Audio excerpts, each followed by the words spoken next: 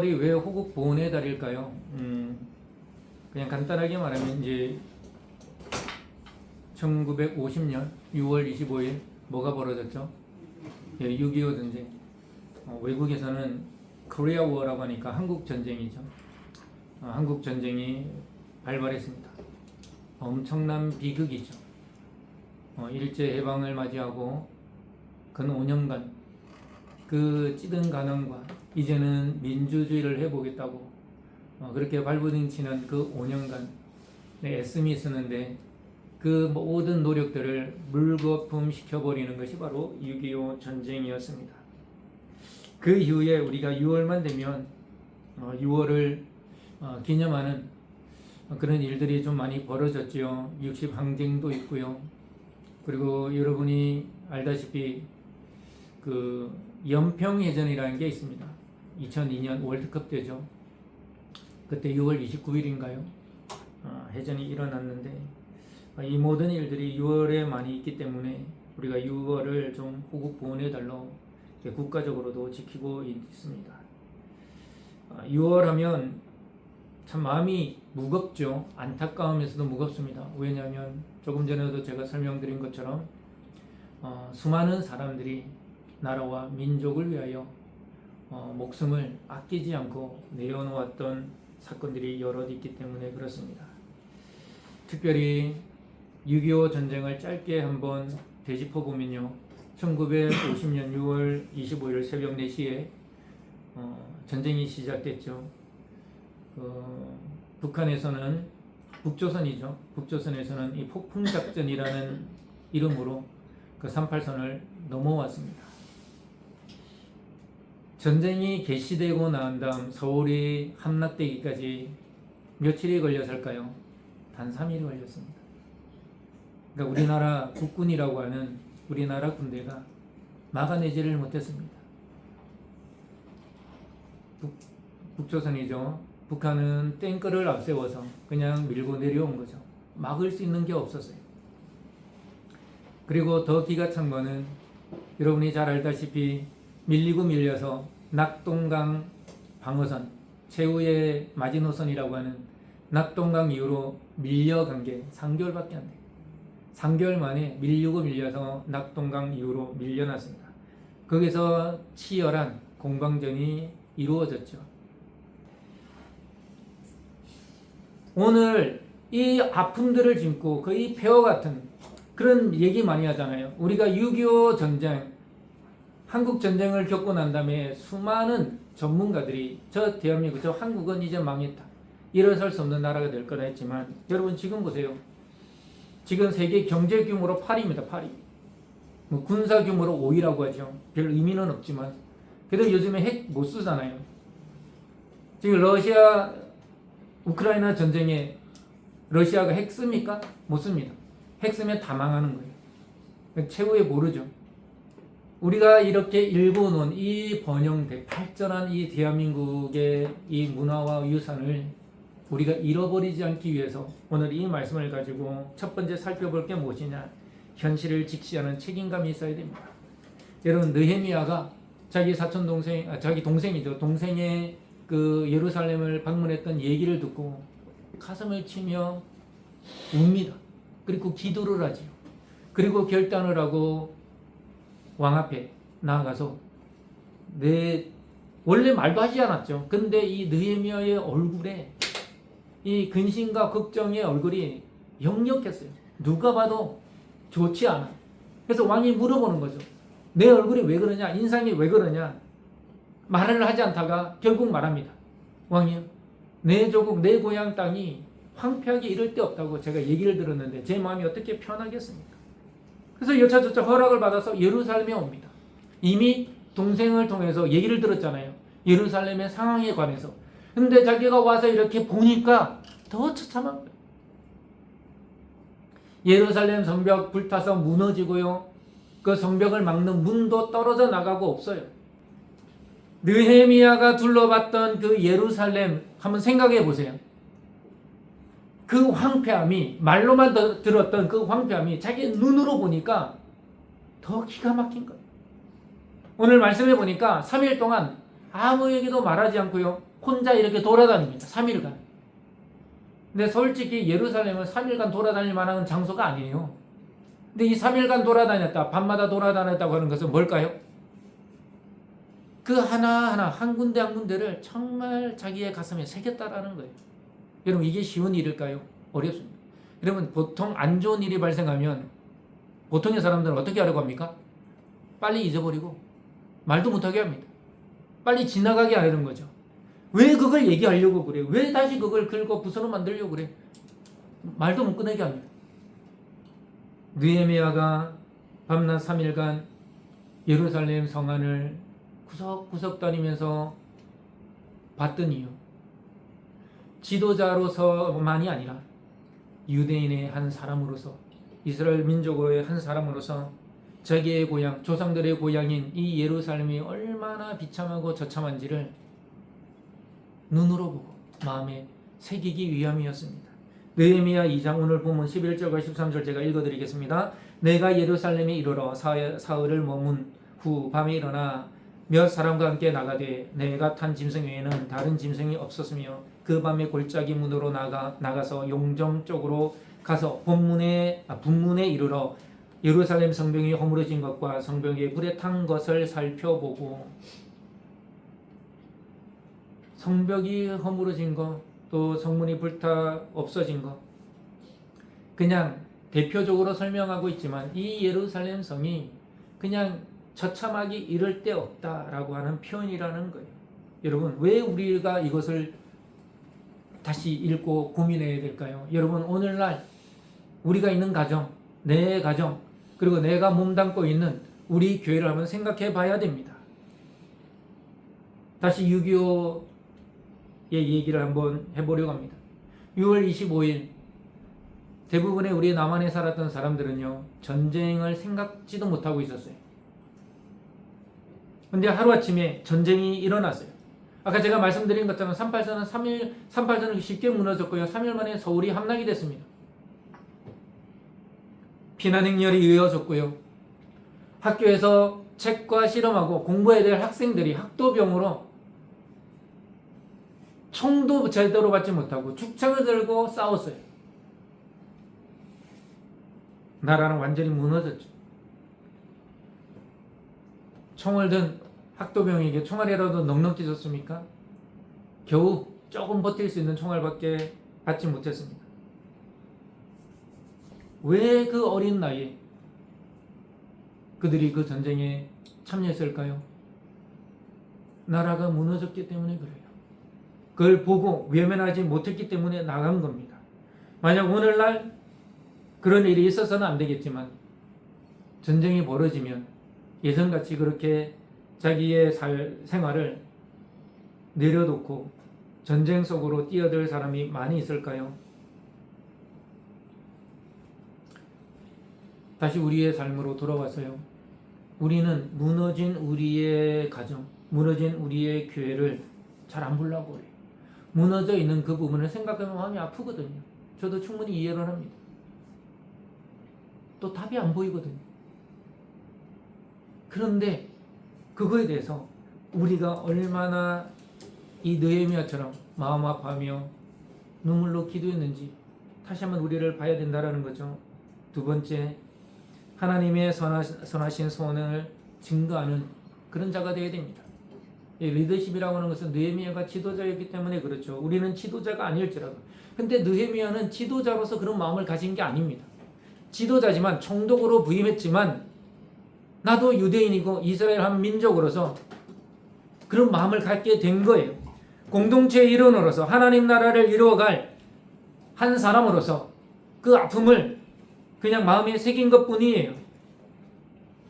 그것이 바로 느헤미야의 리더십이 된 거예요. 근데 어떻게 하나님의 역사를 증거합니까? 그 내 삶에, 나의 개인적인 삶에 뭐가 있어야 돼요? 나의 개인적인 신앙의 간증이 있어야 돼요. 오늘 여기 본문에 보니까 느헤미야가 뭐라 그럽니까? 하나님의 손이 나에게 어떤 일을 행하셨는지 그 일을 먼저 간증하는 거예요. 느헤미야가 왕의 술관원이었습니다. 그 직책을 내려놓는 게 쉬운 게 아니에요. 그 편안한 삶을 내려놓고 그 모든 부귀와 영화를 누리는 그 삶을 내려놓고 자기의 고향 땅으로 총독으로 임명돼서 오는 일 쉬운 일이 아닙니다. 자기의 목숨도 보장받지 못할 수도 있어요. 근데 이 일을 하나님이 행하셔서 나를 이곳에 보내셨다라고 하는 이 느헤미야의 간증, 하나님의 역사에 대한 간증이 먼저 나온다라는 거죠. 여러분, 우리의 집안이, 우리의 가정이 어떻게 변화됩니까? 내 삶의 간증이 있어야 변화되어지는 거예요. 내가 그냥 하나님을 믿는다라고 하는 그 믿음 때문에 변화되어지는 게 아니라는 거예요. 여러분, 학교에서 학생들이 공부를 합니다. 학교나 교수님들이 이 학생들 공부 다 잘하는구나, 그렇게 믿어줍니까? 어림도 없지요. 뭐를 봅니까? 시험을 봅니다. 그게 증거예요. 시험을 봐가지고 얼마나 이 학생이 우리 학교에서 잘 배우고 있는지 검증을 하는 겁니다. 여러분, 우리 신앙의 간증이라는 게요, 옵션이 아닙니다. 선택사항이 아니에요. 저와 여러분의 믿음의 삶에 필수적으로 일어나고 벌어져야만 하는, 그게 뭔가요? 내 신앙의 간증이라고 하는 것이 내가 오늘도 지금 이 순간에도 내가 믿고 따르고 섬기는 하나님과 나의 관계예요. 하나님도 그렇게 생각하실 수 있다는 거예요. 이 사람은 말만 하는 애구나, 나를 사랑한다면서, 나를 믿는다면서, 근데 내게 보여주는 그런 삶의 태도가 전혀 없어요. 그럼 그게 뭘까요? 말만 하는 거죠. 근데 느헤미야는 그러지 않았다라는 거예요. 하나님의 선하신 손이 나를 도우신 일, 그것은 느헤미야의 마음 가운데에 자기의 고향, 조상들의 고향 땅, 허물어지고 비폐해진 황폐해진 그 땅을 향한 그 사랑의 마음이 불붙어 일어났음을 하나님이 보셨다라는 거예요. 그것을 얘기하자 이제는 말이 되는 거예요. 우리 함께 일어나 이 허물어지고 황폐한 이 예루살렘 성을 다시 건축하자. 그랬더니요, 느헤미야의 하나의 외침이, 한 사람의 외침이 이제는 여기저기서, 그래, 우리가 이 예루살렘 성을 건축하자, 다시 일으키자. 한 사람이 자신의 삶에서 하나님의 구체적인 손길을 증거할 때에, 그걸 보여줄 때에, 그때 역사가 일어나는 거예요. 한 사람의 생각이 바뀌고 가정이 바뀌게 되는 겁니다. 여러분, 1956년 6월 25일 전쟁이 시작돼서 3개월 만에 낙동강까지 밀려났다 그랬죠. 그때 메가더 장군이 연합군 사령관이었죠. 그때 무슨 작전을 핍니까? 인천 상륙작전을 핍니다. 성공할 확률이 5,000분의 1이었어요. 여러분, 이게 10분의 1, 20분의 1만 돼도 어렵겠는데? 여러분, 5,000분의 1이라는 확률은요, 불가능이라는 거예요. 불가능. 해도 안 된다는 거예요. 근데 메가더 장군이 강연했습니다.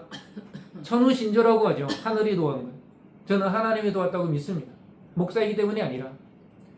그 일에, 그 인천 상륙작전에 살아남은 사람들의, 여러 사람들의 간증이 있습니다. 물론 그 사람들의 느낌이고 믿음이겠죠. 거기에서 살아남은 사람이 있어요. 그 사람이 어떻게 간증했냐면, 모두가 안 될 거라고 생각했는데 된 거예요. 된 거. 근데 거기에 살아남은 사람이, 우리는 불가능이란 걸 알면서도 그 불가능을 넘어 가능을 이뤘는데, 그때 내가 느낀 거는 누군가 우리를 도와주고 있다는 느낌을 가지지 않을 수 없었다고 얘기하고 있었어요. 여러분, 그런 삶이 있잖아요. 이건 분명히 나의 노력 이상인데, 나의 힘만으로는 안 될 텐데, 하나님이 이 모든 것들을 인도하고 계시구나라고 너무나도 강하게 느낄 수밖에 없는 일들이 있습니다. 여러분, 하나님의 선하신 손이 저와 여러분에게, 또는 여러분의 가정에, 여러분의 자녀들에게 일어나는 은혜가 있기를 축복합니다. 우리는 바로 그 하나님의 선하신 손을 매 순간마다 느끼고 살아가야 될 존재라는 거예요. 마지막 세 번째, 방해를 넘어서 거룩한 건축을 이어가야 합니다. 여러분, 우리의 삶이 평안할 수만은 없죠. 오늘 보니까 이 느헤미야의 말에 다 그 예루살렘의 그 주위에 살던 사람들이 다 동의하고 동조합니다. 우리도 하겠습니다. 우리도 하겠습니다. 용기 백배하죠. 일단은 그렇습니다. 근데 이 소문이 퍼지고 퍼지니까 그 지역에 있던 다른 총독들, 그리고 지도자들이요, 오늘의 세 명이 언급이 되죠. 산발랏, 도비야, 게셈. 저주를 퍼붓고 비웃고 조롱합니다. 여러분, 우리가 뭔가 믿음의 선한 일을 하려면요, 가장 가까이 있는 사람부터 인정 안 해줍니다. 비웃습니다. 직접적으로 말을 하든 안 하든 그렇다라는 거죠. 그게 되겠냐? 우리가 신앙을 공개적으로 나는 예수님 믿고 나는 이러기 때문에 그런 거 못해요, 안 될 것 같아요 말하면요 조롱합니다. 요즘 세상에 아직도 그렇게 교회 다니고 그렇게 믿냐고. 혹은 그러죠. 그런 생각은 시대착오적인 발상이다. 오늘 본문에 보니까 호론 사람 산발락과 암몬 사람 종 도비아와 아라비아 사람 게셈이 이 말을 듣고 우리를 비웃고 멸시하 이르기를 너희가 하는 일이 무엇이냐 왕을 배반하고자 하느냐 하는지라. 내가 그들에게 대답하여 이르기를 하늘의 하나님이 우리를 형통하게 하시리니 그의 종인 우리는 일어나 건축하려니와 예루살렘에서 너희는 아무 기업도 없고 권리도 없고 기념함도 없느니라. 느헤미야는 이렇게 말하거든요. 여러분 이게 쉬운 말이 아닙니다. 여러분 연평해전 아까 제가 말씀드렸는데 연평해전이 일어났을 때요 2002년 월드컵 때 일어났다고 그랬잖아요. NLL이라고 그럽니다. 그런데 이 북한군이 호시탐탐 노리다가 도발을 한 거예요. 근데 그때 윤영아 대위였죠. 그 참수리정의 대장이었습니다. 이 윤영아 대위와 더불어 포함해서 장정이 5명이 죽습니다. 전사를 해요. 그 하사나 중사 그리고 윤영아 대위 빼면요 21살, 22살, 23살 꽃다운 나이. 여러분 왜 우리가 이 6월에 이 호국 보훈회단에 이 한 달만이라도 호국 영령들과 순국 선열들을 우리가 기억하며 감사하자고 얘기할까요? 여러분 6.25 때도요 학동병들 지금 이보다 어린 애들이 나가서 싸웠어요. 16, 17살 애들이 죽창 들고 가서 싸웠습니다. 우리나라 6.25 때요 국군이 죽은 14만 명이 죽었습니다. 연합군은요 4만 명 넘게 죽었습니다. 민간인 포함 6.25 때 사상자 그러니까 다친 사람 말고 죽고 실종된 사람만 100만 명이 넘어요. 숫자가 중요한 게 아니죠. 그들도 청춘이 있었고요. 그들도 꿈이 있었고 그들도 사랑하는 사람이 있었고 너무나도 소중한 가족들이 있었던 사람들입니다. 왜 그 사람들이 나가서 목숨 걸고 목숨 바쳐 싸웠습니까? 더 이상 나라가 무너지면 안 되기 때문에 그래요. 그때 연평해전 제2의 연평해전 때 윤영아 대위가 그런 얘기를 했다 그래요. 함장이었죠. 그래서 저는 무서운 게 뭔지 압니다. 하지만 제 자리를 지키지 않으면 그 뒤에 있는 더 많은 사람들이 위험해집니다. 오늘날 창군인들이 가지는 그런 마음이겠죠. 내가 선 이곳을 내가 지키지 않으면 그 뒤에 있는 더 많은 사람들이 희생당하고 어려움을 당하게 되는 거죠.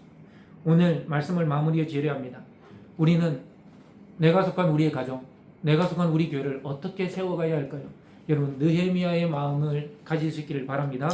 첫 번째가 책임지는 공동체를 세워야 합니다. 여러분 요즘 현대인들 특별히 교회 다니는 사람들 보면요 내가 뭔가 책임져야 되면 발을 쏙 뺍니다. 그렇게 종교생활을 하려고 하는 거죠. 편안함을 추구하고 또 나만을 생각하는 이기주의를 추구하고 그러나 이것을 넘어서서 나보다는 고통받는 이들을 먼저 돌아보고 그들을 위하여 관심 갖고 기도하는 성도가 되겠습니다라는 결단이 있으면 좋겠습니다. 두 번째는요 하나님을 겸비하는 신앙을 바로 세워야 됩니다. 여러분 내가 만족하는 신앙 그것은 그 다음이에요. 하나님을 먼저 만족케 하는 신앙이 되어야 됩니다. 마지막 세 번째 다음 세대를 세워야 돼요. 다음 세대가 뭡니까? 그냥 어린 세대가 아닙니다. 우리의 자녀들이에요. 우리의 자녀들의 이 믿음이 무너졌는데 어떻게 다음 세대가 있겠습니까? 여전히 우리 앞에는 무너진 곳들이 있습니다. 하지만 무너져 있지만 우리에게 소망이 있고 희망이 있는 것은요 그 무너진 곳에 저와 여러분이 믿는 전능하시고 신실하신 하나님이 우리 주 예수 그리스도가 함께 계심을 믿으시기 바랍니다. 조롱과 비난이 있을 수 있어요. 내 눈앞에 절망적인 희망 하나조차 희망의 그 신락 같은 끈조차 보이지 않는 현실이 내 눈앞에 있을 수 있습니다. 하지만 오늘도 우리가 이 자리를 지키며 예배드릴 수 있는 것 그것은 누군가의 희생으로 누군가의 목숨 바쳐 조국을 사랑하고 민족을 사랑했던 사람이 있었다는 것을 기억하시고 공짜로 받은 지금의 삶이 아니라 빚진 자의 삶으로 예수 그리스도가 2000년 전 십자가에서 저와 여러분의 죄를 대속하기 위하여 돌아가신 그 은혜로 인하여 오늘을 믿음으로 살아가고 있음을 기억하시고 오늘도 느헤미야처럼 우리가 함께 일어나자, 건축하자, 세우자라고 믿음의 고백을 할 수 있는 저와 여러분 되기를 주님의 이름으로 축복합니다.